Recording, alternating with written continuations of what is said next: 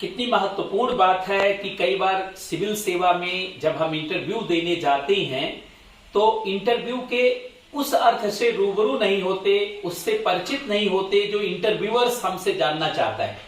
UPSC के interview में बहुत सारे विद्यार्थी जो इंटरव्यू देने जाते हैं वो इंटरव्यू देने भले चले जाते हैं, लेकिन कई बार इंटरव्यू के सारे एस्पेक्ट से, उसके सारे पहलुओं से परिचित नहीं होते। तो आज हमारे बीच में डॉक्टर बीएन मिश्रा हैं, जिनका 5 दशकों का लंबा अनुभव रहा है सर का, और शासन प्रशासन में सर ने एक इतिहास बनाया है।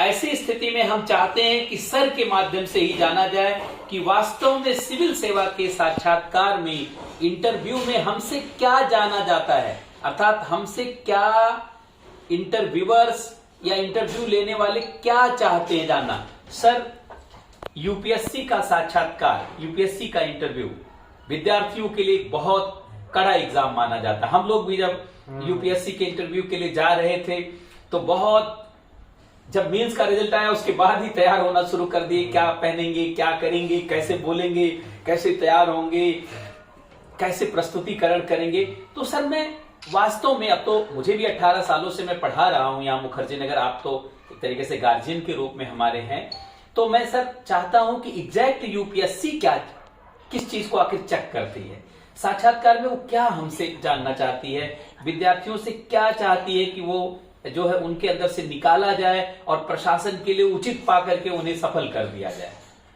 बहुत सुंदर सवाल आपने पूछा, और ये सफलता का अंतिम चरण होता है इंटरव्यू।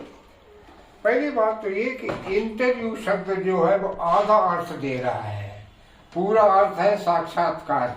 जी सर। हिंदी का शब्द जो है पूरा अर्थ दे रहा है। साक्षात्कार क्या?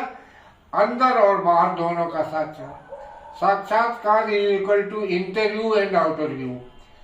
इंटरव्यू का मतलब ये है कि आपका आंतरिक ज्ञान, आपकी समझ, आपका विवेक, आपकी बुद्धि किस तरीके की है, इसकी परीक्षा है।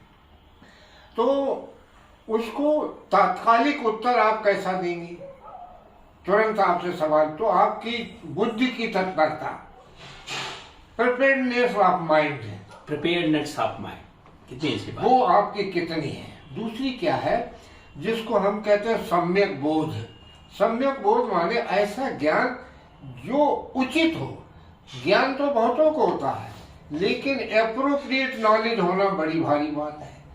तो इंटरव्यू लेने वाला व्यक्ति ज्ञान की एप्रोप्रिएटनेस की भूख रखता है, कहाँ तक ये एप्रोप्रिएट है, कहाँ तक उचित है।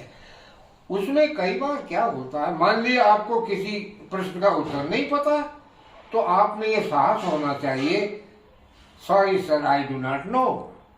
माने स्पष्टता का बोध जो है बात के अंदर, क्योंकि इंटरव्यू आपकी आत्मा की परीक्षा कर रहा है, सच्चाई की परीक्षा कर रहा है। कितनी अच्छी बात। तो इंटरव्यू में कभी भी ना कहने से घबराना नहीं चाहिए। अगर नहीं पता है तो विनम्रता से जवाब दे दीजिए, क्षमा कीजिए, मुझे नहीं मालूम है। विनम्रता से आप पूछो, बजाय इसके कि आप घुमा फिरा के उत्तर देने की कोशिश। तो इंटरव्यू में क्या है कि आप अपने वास्तविक बोध का परिचय देते हैं। इंटरव्यू लेने वाले, मैं वास्तविक बोध कह रहा हूं, जिसको आपका मस्तिष्क, जिसको आपकी आत्मा, जिसको आपका मन सचमुच स्वीकार कर रहा है, आप कोई बनावट नहीं कर रहे। अब एक बात और गंभीर ये है कि जैसा मैंने कहा ना, साक्षात्कार बड़ा टर्म है, इंटरव्यू छोटा टर्म। इंटरव्यू केवल एक दिशा का संकेत करता है, अर्थात इंटरव्यू पूरा शब्द ही नहीं है। हाँ, और कितनी अच्छी बात। सामान्यतः लोग कहते हैं इंटरव्यू का मतलब इंटरव्यू, आपके अंदर का क्या व्यू है, लेकिन सर ने कहा नहीं, साक्षात्कार एप्रोप्रिएट वर्ड है। जो हमारा बाहर और अंदर दोनों है उसका परीक्षण है। अर्थात यूपीएससी या सिविल सर्विसेज में केवल हमारे आंतरिक व्यू को नहीं देखा जाता। यही कारण है कि हमारे बैठने, उठने, अंदर प्रवेश करने और बातचीत की पूरी प्रक्रिया को वाच किया जाता है। सर, इसीलिए मुझे लगता है वहां पे